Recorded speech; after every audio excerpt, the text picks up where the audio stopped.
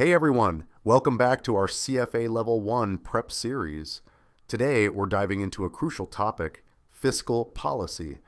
This is one of those areas that's not only vital for your exam, but also for understanding how governments influence economies. So let's break it down together. All right, let's kick things off with the basics. Fiscal policy is all about government decisions on taxation and spending. It's how the government aims to influence the overall economic activity by adjusting its expenditures and tax revenues. Imagine it like a balancing act where the government tweaks spending and taxes to keep the economy stable and growing. Now, fiscal policy has some big goals. The primary objective is to impact the overall level of aggregate demand and economic activity. Think of it as the government's way of making sure the economy runs smoothly. There are three main objectives here. First, fiscal policy aims to achieve economic goals like low inflation and high employment. It's like setting the thermostat to the right temperature, not too hot with inflation and not too cold with unemployment. Second, it focuses on redistributing income and wealth to ensure fairness across the population. This means making sure that resources are shared more equally among different segments of society. And third, fiscal policy is used to allocate resources between different sectors and agents within the economy. It's about directing the flow of money to where it's needed most, whether it's healthcare, education, or infrastructure. Let's dig deeper into the roles and objectives of fiscal policy. The primary role is to influence the overall level of aggregate demand in the economy. This is crucial for achieving economic objectives like low inflation and high employment, but there are other objectives too. Income redistribution, ensuring a fair distribution of income and wealth among different segments of the population. Resource allocation, directing resources to different sectors and economic agents to ensure balanced economic growth. So, how does fiscal policy affect aggregate demand? During a recession, when unemployment is rising, the government can implement expansionary fiscal policy. This means they might decrease personal income tax rates to boost disposable income, hoping that people will spend more and increase aggregate demand. But here's the catch. During a recession, people might save the extra money instead of spending it, which could limit the increase in aggregate demand. It's like giving someone extra cash, but they decide to stash it under their mattress rather than going on a shopping spree. Another way to boost aggregate demand is by reducing sales taxes, which lowers prices and raises real incomes. Or the government could lower corporate taxes, improving business profits and encouraging more capital investment. They can also increase public spending on social goods and infrastructure, like hospitals and schools. This not only improves personal incomes, but also boosts overall demand in the economy. Now, let's talk about the different economic schools of thought on fiscal policy. Keynesians believe that fiscal policy can have a significant impact on aggregate demand, output, and employment, especially when the economy is operating below its potential GDP. So, when there's a lot of unused capacity, fiscal policy can really make a difference. On the other hand, monetarists argue that monetary policy is a more effective tool than fiscal policy. They think fiscal policy's effects are only temporary and that controlling the money supply is the way to go. Let's dig into how the government funds its activities. Government revenue primarily comes from taxes, but it's not just about collecting money, it's about managing how this money is spent. Government spending includes public expenditures on social goods, infrastructure, and paying off interest on debt. When the government spends as much as it collects, we have a balanced budget. But if spending exceeds revenue, we end up with a budget deficit. Conversely, if revenues exceed spending, we have a budget surplus. An increase in the budget surplus typically signals contractionary fiscal policy, meaning the government is pulling back on spending to cool down the economy. On the flip side, a rise in the budget deficit indicates expansionary fiscal policy, where the government spends more to boost economic activity. Now, let's talk about automatic stabilizers. These are pretty neat. Automatic stabilizers are fiscal mechanisms that kick in without explicit government action. Think of them as the economy's autopilot. Examples include income tax, value-added tax, and social benefits. During a recession, tax revenues drop and government spending on social insurance increases, reducing the budget surplus or increasing the deficit. This acts as a fiscal stimulus, helping to prop up the economy. When the economy is booming, the opposite happens. Tax revenues increase, social spending decreases, and the budget surplus grows. All right, let's dive into government debt and deficits. A budget deficit occurs when government spending exceeds its revenue. Over time, these deficits accumulate to form the national debt. To finance deficits, governments borrow money, usually from the private sector. If the real growth rate of the economy is less than the real interest rate on the debt burden increases, which can be a big problem. Inflation and deflation also play a role here. Inflation reduces the real value of outstanding debt, making it easier to manage. Conversely, deflation increases the real value of debt, making it harder to pay off. There are arguments both for and against being concerned about national debt relative to GDP. Some argue that a high debt to GDP ratio isn't a big deal because the debt is often owed internally to fellow citizens. Moreover, if the borrowed money is used for capital projects or human capital development, it can lead to higher future output and tax revenues. There's also the concept of Ricardian equivalence, where people save more in anticipation of future taxes, offsetting the impact of fiscal deficits. On the flip side, a high debt to GDP ratio can lead to higher future taxes to generate revenue to pay off the debt. Higher taxes can reduce incentives for labor and entrepreneurial activity, slowing long-term growth. There's also the crowding out effect, where government borrowing increases interest rates, making it more expensive for the private sector to borrow and invest. All right, folks, let's now discuss tools for fiscal policies. Let's break down the tools of fiscal policy. Government spending includes transfer payments, spending on goods and services, and infrastructure projects. Transfer payments. These are welfare payments, state pensions, and unemployment benefits aimed at ensuring a minimum level of income for the poorer population and redistributing income and wealth. Goods and services. Spending on health, education, and defense benefits citizens directly and improves the country's skill level and labor productivity. Infrastructure projects, investments in roads, hospitals, and schools help boost economic growth. Next up is how the government gets its money, the revenues. There are two main types of taxes. We have direct taxes like income, corporate, and property taxes, and indirect taxes like sales tax and excise duties. Direct taxes are levied on income, wealth, and corporate profits. Examples include capital gains taxes, national insurance or labor taxes, corporate taxes, local income or property taxes for both individuals and businesses, and inheritance tax on a deceased's estate. Indirect taxes are taxes on spending on various goods and services.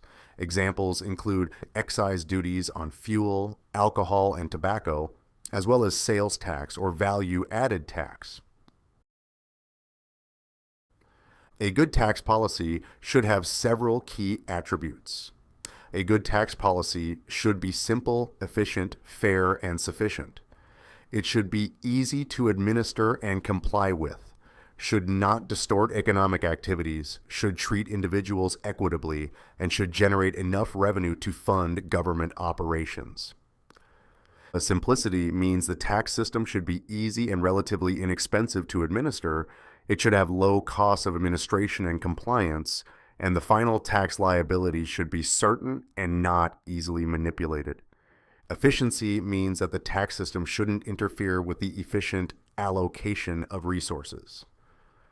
Taxes should raise revenue without negative distortions, such as reducing work incentives for individuals and investment incentives for companies. Fairness suggests that the tax system should be fair in its relative treatment of different individuals. Horizontal equity means individuals who are identical should pay the same taxes, while vertical equity means those who are richer should pay more. Finally, revenue sufficiency. Taxes should generate enough revenue to fund projected government expenditures. Only one tax that yields more revenue should be imposed instead of many taxes that yield low income.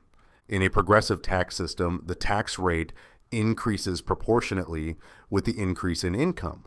Conversely, in a flat tax system, the tax rate remains constant regardless of taxable income. Now, let's weigh the pros and cons of different fiscal policy tools.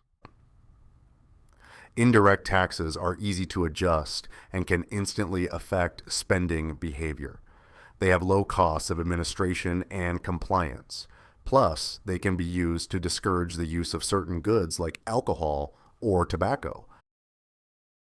However, direct taxes, welfare, and other social transfers are relatively difficult to adjust in response to changes. Capital spending plans take longer to formulate and implement, making them less effective in the short term. Let's get into some numbers and formulas. The fiscal multiplier effect shows how government spending can increase aggregate demand by more than the initial amount spent. For instance, if the government spends $20 billion and the multiplier is 4, the total increase in spending could be $80 billion. Here's the formula for the fiscal multiplier. Here, MPC is the marginal propensity to consume. If the MPC is 0.75, the fiscal multiplier would be 4. So a $20 billion increase in government spending would result in a total increase in spending of 4 multiplied by 20 billion, which would be 80 billion. This tells us that an additional $60 billion of consumption will occur as the initial spending increase moves through the economy. When taxes are present, this is the adjusted formula. Here, T is the tax rate.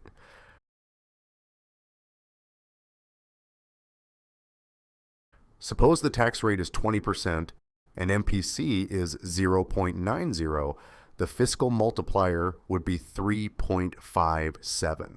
So if the government increases spending by $1 billion, the total increase in income and spending would be 3.57 billion.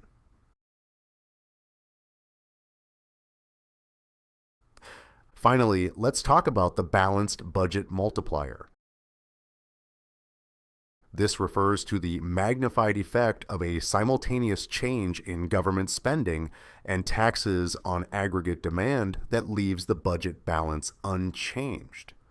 This implies that an equal increase in autonomous government purchases and autonomous taxes will shift the AD curve to the right, leading to an increase in the equilibrium level of GDP. An equal decrease in autonomous government purchases and autonomous taxes will shift the AD curve to the left, leading to a decrease in the equilibrium level of GDP. Okay, folks, now let's discuss Ricardian equivalence. Ricardian equivalence is a theory that really shakes up how we think about government borrowing and taxation. Here's the basic idea. Consumers are pretty savvy and forward-looking. They understand that if the government cuts taxes today and finances this tax cut by borrowing, it's not a free lunch. They know that this borrowing will lead to higher taxes in the future to repay the debt. Think about it this way. Imagine the government announces a tax cut. At first glance, it looks like you have more money in your pocket, right? But if you're forward thinking, you realize that this tax cut is being financed by borrowing. This borrowing means that down the road, the government will need to increase taxes to pay back the debt. So instead of going on a spending spree, what do? You decide to save that extra money because you know you'll need it to cover the higher taxes coming your way in the future. In other words, you're not fooled by the immediate tax cut because you see the bigger picture, the delayed taxation. Here's the kicker. Because you save the full amount of the tax cut to prepare for the future tax liability, your consumption doesn't actually increase. The reduction in current taxation doesn't make you feel better off, so you don't ramp up your spending. Instead, you stash away the money to deal with future tax hikes. This behavior means that private saving increases by exactly the amount that public saving decreases due to the government's borrowing. So, in the grand scheme of things, national savings stays the same. This balancing act is what we call Ricardian equivalence. To sum up, Ricardian equivalence suggests that when the government finances tax cuts with debt, forward-looking consumers don't increase their consumption. Instead, they save to offset future tax increases. This behavior keeps national savings unchanged despite the government's fiscal maneuvers. Let's look at how deficits relate to fiscal policy. A fiscal deficit can increase because of policy decisions like lowering taxes or because of automatic stabilizers that kick in during economic downturns, increasing spending without new policies. There are two parts to a budget deficit: cyclical, which will disappear when the economy returns to full employment, and structural, which persists even at full employment. A structural budget deficit, also known as a cyclically adjusted budget deficit, indicates the impacts of policy decisions. It's calculated assuming the economy operates at full employment. Executing fiscal policy isn't always smooth sailing. There are three main types of lags: recognition, action, and impact lags. First, we have the recognition lag. This lag occurs because it takes time to identify economic issues and collect reliable data. The economy is complex, and understanding its current state is not always straightforward. Policymakers need accurate and timely information to make informed decisions, but gathering and analyzing this data can be slow. Next, we have the action lag. Even after recognizing an economic issue, deciding on the appropriate policy changes and implementing them can be time-consuming. There are often lengthy debates and discussions among policymakers, and the legislative process can be slow. Once a decision is made, it takes additional time to put the changes into effect. Finally, we have the impact lag. This lag occurs after the policy has been implemented. It takes time for the changes to filter through the economy and have their intended effects. For example, if the government increases spending, it may take months or even years for the spending to boost economic activity and reduce unemployment. Finally, let's compare fiscal and monetary policy. Fiscal policy is often slower to implement and more politically challenging. Fiscal policy is often less effective than monetary policy for short-run stabilization. Here's why. First issue is implementation time. Fiscal policy takes a long time to implement. From recognizing economic issues to deciding on measures and putting them into action, it's a slow process. Second issue is political challenges. It's politically easier to loosen fiscal policy, like increasing spending or cutting taxes, than it is to tighten it, such as reducing spending or raising taxes. On the other hand, monetary policy, managed by central banks, can be more flexible and quicker to adjust. Next, let's look at the macroeconomic issues that come with implementing fiscal policy. There are a few key challenges. There is unemployment and inflation problem. If the government uses expansionary fiscal policy to reduce unemployment, it can lead to a tighter labor market. This means wages go up, and so does inflation. When the budget deficit is already large, increasing it further with expansionary fiscal policy can lead to higher interest rates on government debt. This creates political pressure to deal with the growing deficit. Then there is resource underutilization problem. If underutilization is due to supply shortages, discretionary fiscal policy won't help. It will just increase inflation without boosting aggregate demand. All right, folks, that wraps up our deep dive into fiscal policy tools. Understanding these tools is crucial for both your CFA exam and grasping real-world economic mechanisms. Remember, the goal of fiscal policy is to stabilize the economy, manage inflation and employment, and ensure fair income distribution. Keep these key points in mind as you study and apply them to your CFA Level 1 exam prep. Thanks for joining, and see you in the next session.